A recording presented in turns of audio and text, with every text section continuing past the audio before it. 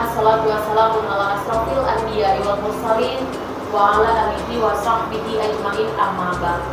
Puji syukur marilah kita panjatkan kehadiran Allah Subhanahu wa ta'ala, karena pada hari ini kita semua masih diberikan nikmat sehat dan sempat, sehingga kita semua bisa berkumpul di musola ini dalam mengikuti kegiatan tausiah yang memang akan dilakukan setiap hari selama bulan suci Ramadan. Hari ini merupakan hari kedua kegiatan kita. Yang akan menyampaikan tausiah adalah Bapak Wakil Dekan 3 Fakultas Psikologi Bina dan Kata Palembang. Sebelum beliau menyampaikan tausiahnya, marilah kita buka kegiatan kita pada siang hari ini dengan sama-sama melafazkan lafaz basmalah. Bismillahirrahmanirrahim. Langsung saja kami persilakan kepada yang sama-sama kita hormati, Bapak Dr. Abu Mansur MPDI, untuk menyampaikan tausiahnya. Silakan. Baik, assalamualaikum warahmatullahi wabarakatuh. Waalaikumsalam warahmatullahi wabarakatuh. Alhamdulillahillazi arsala rasulahu bil huda wa dinil haq liyuzhirahu 'alad dini kullihi wa kafa billahi syahida. Asyhadu an la ilaha illallah wahdahu la syarikalah wa asyhadu anna Muhammadan abduhu wa rasuluhu la nabiyya ba'dah. Allahumma shalli ala sayyidina Muhammad wa ala alihi wa sahbihi wa man tabi'ahum bi ihsanin ila yaumil qiyamah. Yang saya hormati bapak-bapak, ibu-ibu dan saudara-saudara yang sempat hadir, baik dari unsur dosen, unsur tendik dan mahasiswa yang sempat hadir pada siang hari ini. Wabil khusus kita semua para shaim dan shaimat yang dirahmati oleh Allah Subhanahu wa taala. Kita bersyukur pada sore hari ini dan pada siang hari ini kita dapat bersilaturahim, bertemu di ruangan ini dalam rangka kegiatan acara tausiah kita, gitu ya. Walaupun ini hari kedua, saya mohon maaf kemarin karena saya tidak hadir karena ada tugas di kampus A, seperti itu. Salawat dan salam tak lupa kita sampaikan kepada kekasih Allah Nabi Muhammad Sallallahu Alaihi Wasallam. Bapak-bapak, saudara-saudara dan teman-teman mahasiswa, dalam kesempatan ini, kesempatan yang singkat ini, saya akan menyampaikan sebuah ayat yang terkait dengan puasa sebagaimana yang kita maklumi. Bismillahirrahmanirrahim. Ya ayyuhallazina amanu kutiba alaikumusiyam kama kutiba alal ladzina min qablikum la'allakum tattaqun. Hai orang-orang yang beriman, diwajibkan kepadamu untuk berpuasa sebagaimana telah diwajibkan kepada orang-orang sebelum kamu, mudah-mudahan kamu menjadi orang-orang yang bertakwa. Bapak, Ibu dan teman-teman mahasiswa, kita lihat dulu dari sisi redaksi ayat yang digunakan oleh Allah Subhanahu wa taala dalam Al-Qur'an surat Al-Baqarah ayat 183. Kata-kata yang digunakan yang pertama ya ayyuhallazina amanu. Nah, dalam ilmu tafsir, kata-kata panggilan seperti ini adalah panggilan yang bersifat khusus, bukan panggilan yang bersifat umum. Karena kalau panggilan bersifat umum biasanya redaksinya menggunakan ya ayyuhan nas, hai manusia. Tetapi dalam konteks puasa, Allah hanya memperuntukkan puasa itu untuk orang-orang yang beriman. Ya ayyuhallazina amanu, hai orang-orang yang beriman. Ini menunjukkan bahwa puasa itu adalah ibadah khusus, ya, ibadah khusus yang ditujukan kepada orang-orang yang beriman kepada Allah dan beriman kepada Rasulullah Shallallahu Alaihi Wasallam. Bapak-bapak dan ibu-ibu, kata-kata redaksi khusus ini panggilan khusus kepada orang yang beriman. Karena kalau kita lihat orang-orang yang bersahadat baik kepada Allah dan kepada Rasulullah itu juga dikategorikan dua. Ada yang nanti imannya ini memang mencukupi untuk dipanggil, ada yang secara kasat mata itu tidak merasa terpanggil. Makanya orang beriman pun itu belum tentu mampu menjalankan puasa itu. Nah, mengapa? Panggilan puasa sebagaimana saya jelaskan tadi adalah panggilan khusus. Artinya memang khusus untuk orang-orang yang merasa terpanggil. Sebenarnya semua orang beriman dipanggil, akan tetapi tidak semua orang beriman merasa terpanggil untuk menjalankan puasa itu. Karena panggilan Allah ini bersifat khusus, inilah yang disebut ibadah mahdo. Mengapa redaksi puasa tidak ditujukan kepada manusia? Kita bayangkan saja, orang yang beriman saja itu belum tentu bisa menjalankan puasa secara baik. Ya, ada yang tidak berpuasa sama sekali. Kemudian ada yang berpuasa tapi hanya sekedar menjalankan ritual puasa saja. Artinya dia pada sore hari hanya memperoleh, ada istilah dalam riwayat itu, tidak memperoleh apa-apa kecuali rasa lapar dan haus. Nah, artinya ada kategori orang beriman itu secara global dibagi dua. Ada yang merasa terpanggil dengan menjalankan puasa, ada yang tenang-tenang saja dengan tidak berpuasa. Kemudian orang yang menjalankan puasa sendiri, ada yang memang betul-betul meraih puasa itu dengan sukses, ada yang sekedar memperoleh lapar dan haus saja. Nah, tentu hal-hal seperti ini mengingatkan kepada kita, dan tentu kita bersyukur. Mudah-mudahan puasa kita pada hari ini dan hasil hari berikutnya itu merupakan puasa yang memang betul-betul membawa kehidupan kita menjadi lebih baik. Jadi bapak-bapak, ibu-ibu, dan teman-teman, kalau kita lihat lebih jauh, ini saya umpamakan puasa itu sebagaimana undangan khusus ya. Undangan khusus, undangan dari Pak Gubernur ke orang-orang tertentu saja. Tidak semua orang diundang, tapi tidak semua orang yang diundang itu hadir. Itulah sebenarnya perumpamaan puasa itu. Berarti ada orang yang diundang tapi tidak hadir.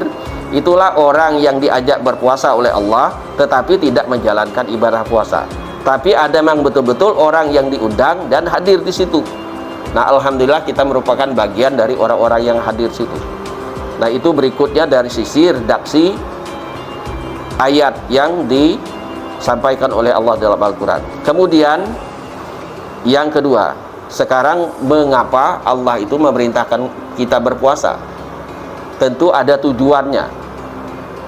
Kita tahu persis dan harus kita pahami bahwa manusia itu dari psikologinya kan ada unsur manusia itu ada dua. Ada unsur jasmani kita, itu yang disebut casing, ini nih, hardware kita itu casing kita. Kemudian ada yang disebut ruhani, itulah software.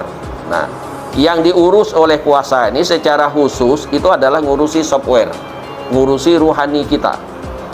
Ya, karena manusia itu kan ada unsurnya ada dua, ada jasmani, ada ruhani. Keduanya harus memerlukan asupan makanan pokoknya berbeda-beda. Khusus jasmani itu makanan pokoknya berupa makan nasi dan sebagainya, termasuk dibungkus oleh pakaian seperti yang kita pakai. Ruhani ini juga sebenarnya ada asupan pokoknya. Ini yang harus juga kita berikan. Seringkali kita menutupi casing kita saja. Kita lupa bahwa ruhani kita itu perlu dan membutuhkan asupan gizi seperti halnya tubuh kita, perlu makan dan minum. Nah, di antara kebutuhan ruhani kita itu, kita perlu menahan apa yang disebut dengan nafsu. Manusia itu, kelebihan manusia dianugerahkan oleh Tuhan dengan nafsu. Nah, jadi nafsu yang diberikan atau dianugerahkan oleh Tuhan itu bukan untuk dibunuh, tetapi untuk diarahkan, seperti itu. Karena nafsu ini bisa diarahkan, maka Imam Al-Ghazali membagi nafsu itu kepada tiga. Ada yang disebut nafsu amarah, kemudian ada nafsu lawamah, ada nafsu mutmainnah.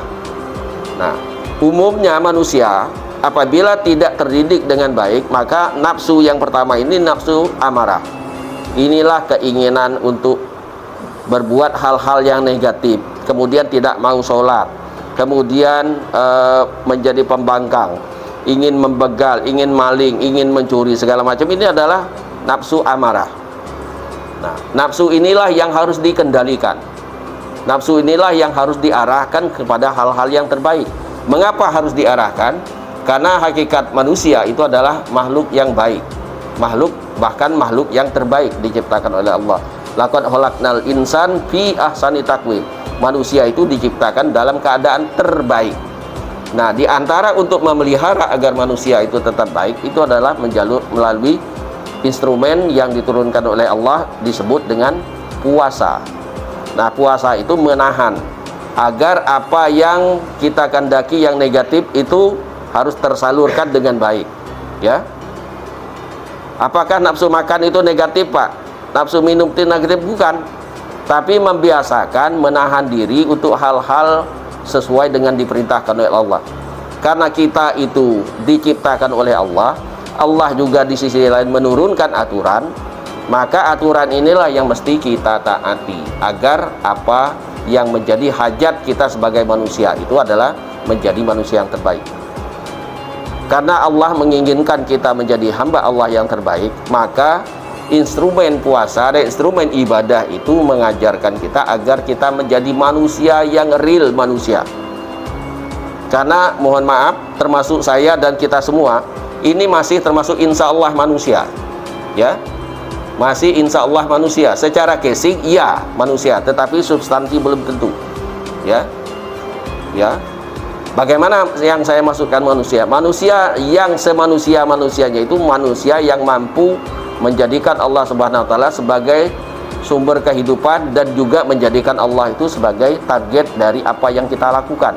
Artinya mulai dari bangun tidur sampai kita bangun tidur kembali, maka kita harus menjalankan apa yang diperintahkan oleh Allah, baik berupa ibadah mahdoh maupun ibadah-ibadah yang bersifat umum. Itu target aslinya. Jadi makanya ibadah termasuk puasa itu adalah untuk mengantarkan kita menjadi manusia yang utuh sebagai real manusia atau manusia yang paling manusia, atau istilah lain lagi memanusiakan manusia agar menjadi manusia yang semanusia-manusianya. Kalau itu istilah saya seperti itu, ya. Nah, untuk menjadi manusia semanusia-manusianya diantaranya adalah dengan cara berpuasa.